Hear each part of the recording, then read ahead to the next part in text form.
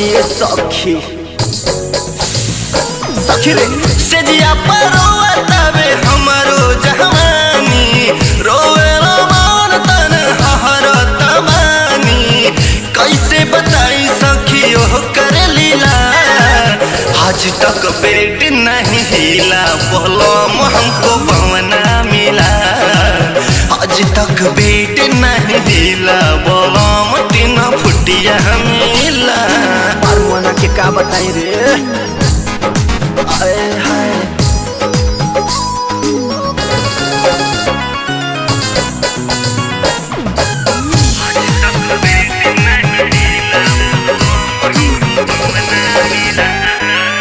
मिले ना सपोर्ट ओट चढ़े खातिर खोजे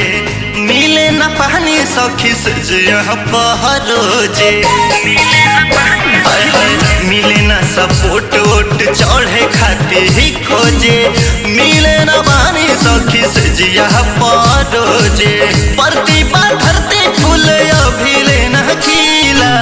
प्रतिभा धरती फूल अभी लेना खिला आज तक बेड नहीं हिला बोला माटी ना फुटिया मिला आज तक बेड नहीं खिला बोला सखी बहुना मिला ओ माय गॉड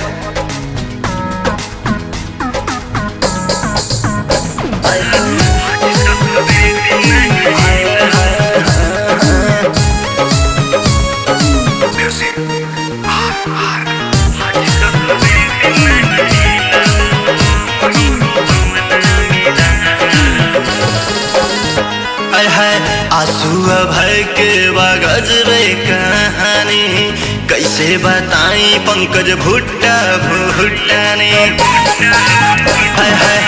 कृष्णा में सिर के बागज रे कहानी कैसे बताई चंदन 130 भुट्टानी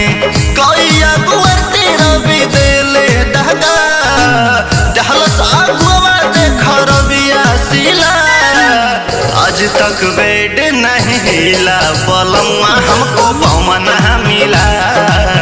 आज तक बेड नहीं हिला बलमा तीनों हाय हाय।